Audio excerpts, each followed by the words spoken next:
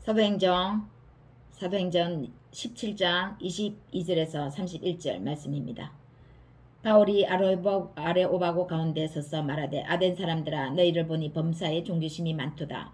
내가 두루다니며 너희가 위하는 것들을 보다가 알지 못하는 신에게라고 새긴 단도 보았으니 그런즉 너희가 알지 못하고 위하는 그것을 내가 너희에게 알게 하리라. 우주와 그 가운데 만물을 지으신 하나님께서는 천지의 주제시니 손으로 지은 전에 계시지 아니하시고 또 무엇이 부족한 것처럼 사람의 손으로 섬김을 받으시는 것이 아니니 이는 만민에게 생명과 호흡과 만물을 친히 주시는 이심이라. 인류의 모든 족속을 한 혈통으로 만드사 온 땅에 살게 하시고 그들의 연대를 정하시며 거주의 경계를 한정하셨으니 이는 사람으로 혹 하나님을 더듬어 찾아 발견하게 하려 하심이로되 그는 우리 각 사람에게서 멀리 계시지 아니하도다. 우리가 그를 힘입어 살며 기동하며 존재하느니라. 너희 시인 중 어떤 사람들의 말과 같이 우리가 그의 소생이라니 이와 같이 하나님의 소생이 되었은저 하나님을 금이나 은이나 돌에다 사람의 기술과 고안으로 새긴 것들과 같이 여길 것이 아니니라. 알지 못하던 시대에는 하나님이 간과하셨거니와 이제는 어디든지 사람에게 다 명하사 회개하라 하셨으니 이는 정하신 사람으로 하여금 천하를 공의로 심판할 날을 작정하시고 이에 그를 죽은 자 가운데서 다시 살리신 것으로 모든 사람에게 믿을 만한 증거를 주셨음이니라 하니라. 아멘.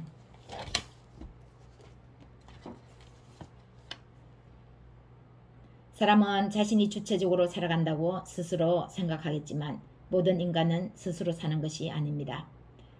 인간은 영혼의 존재이므로 영혼의 존재를 찾으며 살기 때문이죠. 그러므로 인간은 의식이든 무의식이든 자신이 의지하는 신이 있게 마련입니다.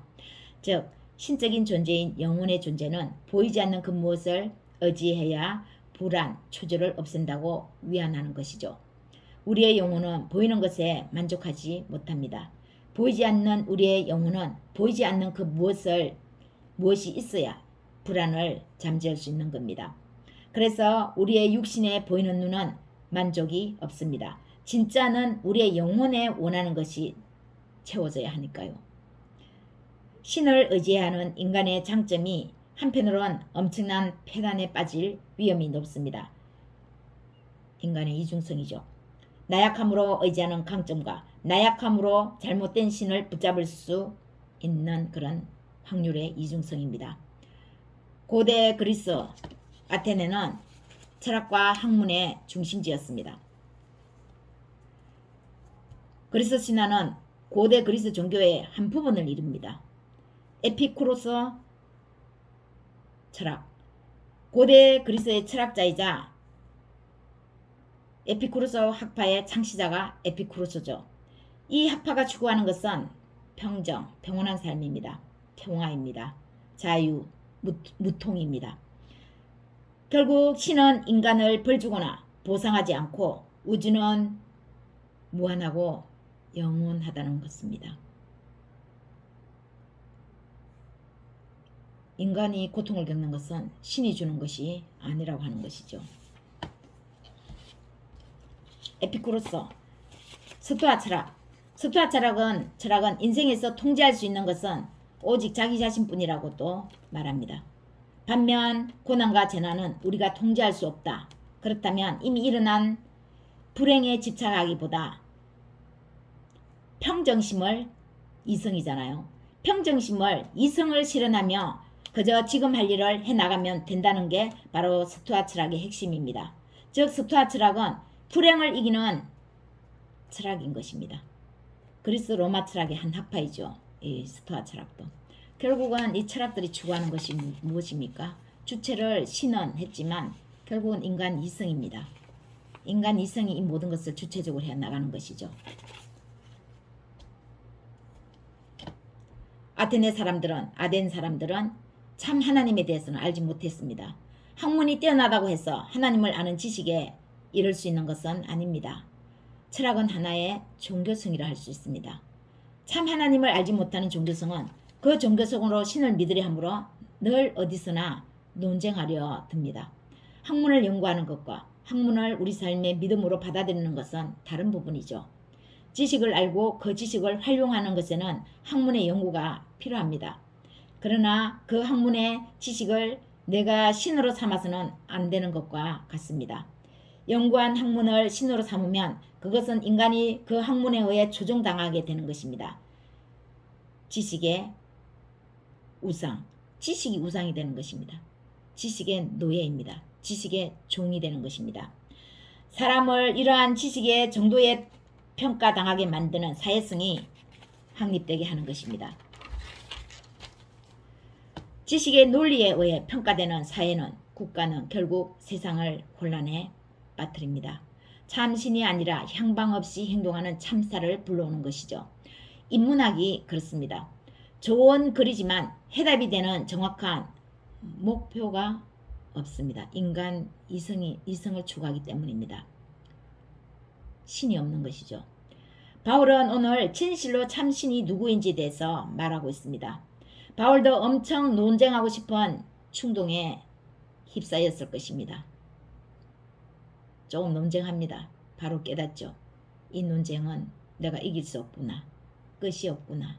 논쟁은 끝없이 논쟁을 불러오는구나. 사도 바울이 그것을 깨닫습니다. 먼저 참신은 이 우주를 만들고 그 가운데 만물을 지으신 하나님이 하늘과 땅의 주인이심을 말합니다. 이 우주를 만드신 그분은 사람의 손으로 지은 전에 계시지 않는 분이라고 확실하게 말하고 있습니다. 사람이 어떤 형상을 만들어 자신이 만든 그 형상 앞에 고개 숙일 수 없다는 것이죠. 참신이 이 우주를 만들었고 참신이신 하나님이 이 우주를 만들었고 이 우주에 속한 만물을 지으신 분이 어찌 그 피조물에 의해서 형상이 만들어질 수 있겠습니까?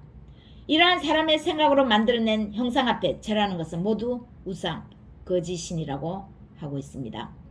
자신의 손으로 만들어 놓고 그 만든 형상 앞에 절을 하는 것은 도대체 무슨 논리인 거냐고 바울이 반문하고 있습니다. 높은 학문을 갖고 있으면서도 그 학문의 논리에도 맞지 않는 행동을 그들은 자신들도 모르는 행동을 하는 것입니다. 어떻게 인간이 신을 만들 수 있습니까? 나무나 돌로 자신이 만들 수 있는 신이 가짜 신이 아니면 무엇입니까? 자신이 절하고자 만들어낸 우상인 거죠. 자신의 우상입니다.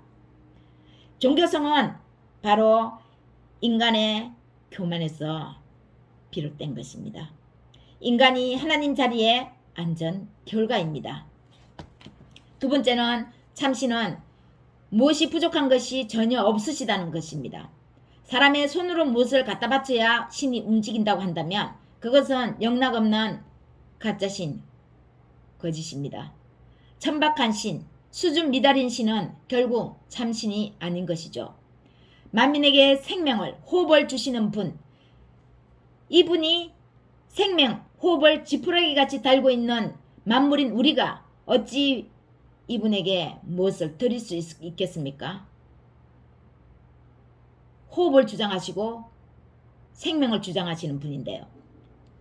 사람을 죽이기도 하고 살리기도 하실 수 있는 분은 그 가운데 만물의 모든 충만한 것이 모두 그분의 것입니다.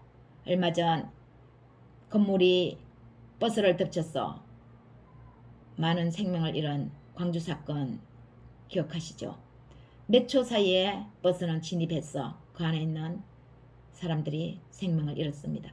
몇 초 사이에 버스 뒤에서 멈춘 승용차는 생명을 건질 수 있었습니다. 우리는 하나님의 하시는 일을 다 알 수 없습니다. 다만 우리의 생명이 이렇게 지푸라기 같구나. 우리의 호흡이 이와 같구나 하는 것을 알 수 있습니다. 결국 인간이 신 앞에 드릴 수 있는 것은 아무것도 없습니다. 다만 참신이신 하나님은 인간을 사랑으로 창조하셨으므로 인격적으로 우리를 대우하십니다. 우리를 대하십니다.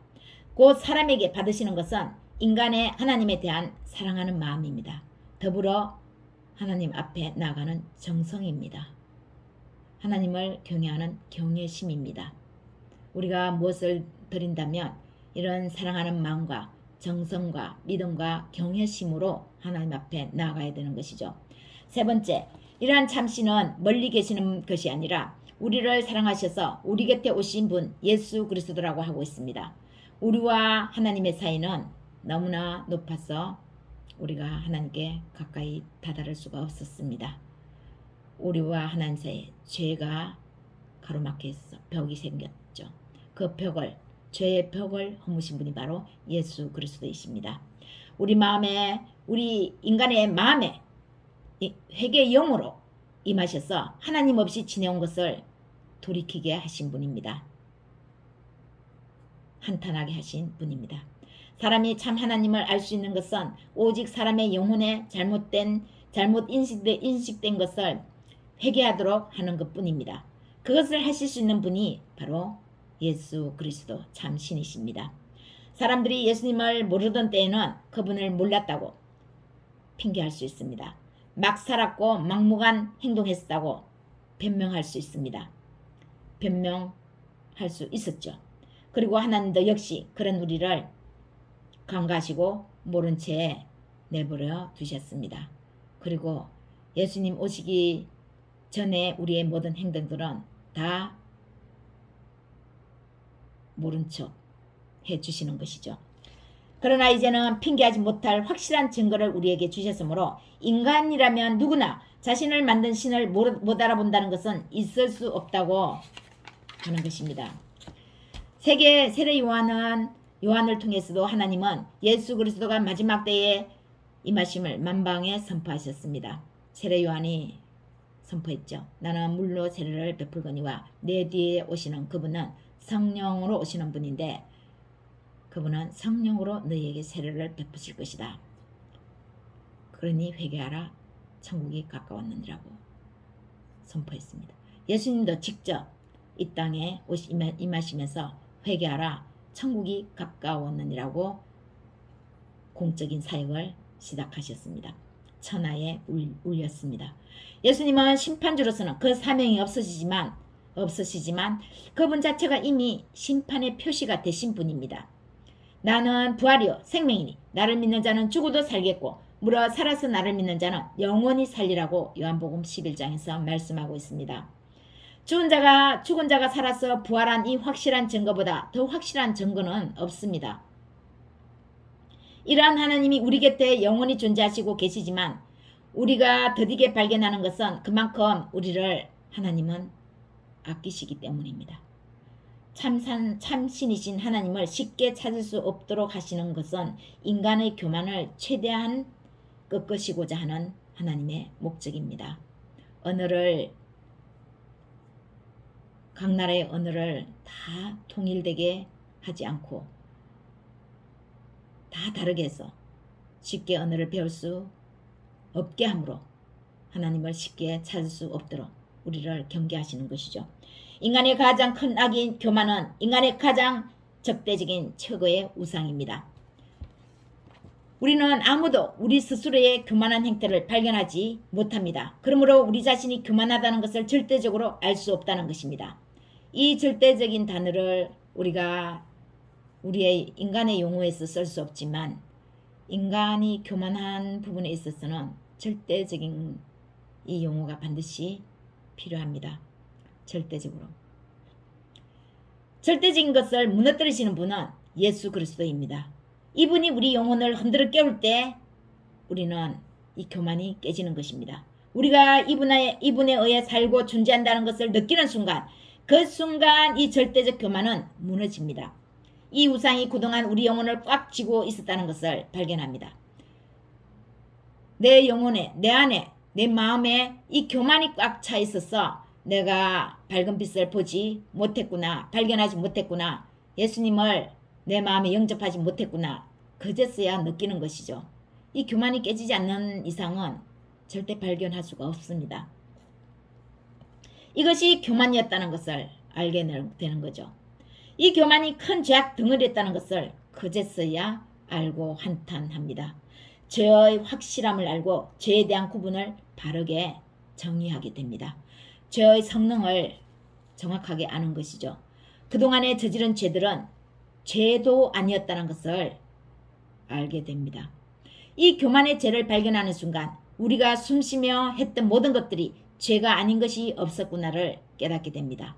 내가 그동안 예수 그리스도 밖에서 그동안 살아왔던 그 삶, 생각했던 숨만 쉬면 눈만 뜨면 생각했던 그 생각이 옳은 줄로만 알았더니 그 모든 것이 다 죄였구나. 부끄러운 일입니다.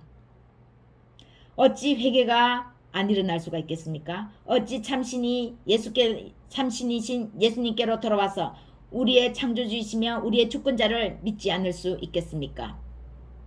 그 빛 앞에 비춰보면 우리의 모든 것들이 낱낱이 드러나는 것입니다. 인간의 모든 희망이 절망이 되는 그 시간, 인간은 예수 그리스도에 의해 새롭게 태어납니다. 예수 그리스도의 그 빛에 의해서 인간은 지금까지의 자신의 모든 삶이 절망하죠. 그러나 그 절망이 곧 희망입니다. 예수 그리스도에 의한 희망입니다. 예수 그리스도가 참신이심을 알고 믿는 순간 인간의 종교성의 논쟁은 거기서 마침표를 찍습니다. 예수님이 오시기 전까지 율법의 역할을 제대로 했지만 예수님이 오시면 그 믿음에 의해서 이 율법은 마침표를 찍듯이 예수 그리스도의 그 빛 앞에서 우리의 모든 논쟁, 우리가 옳다고 주장하는 이 철학적인 논쟁은 여기서 비로소 마침표를 찍게 되는 것이죠. 예수 그리스도에 의해서요.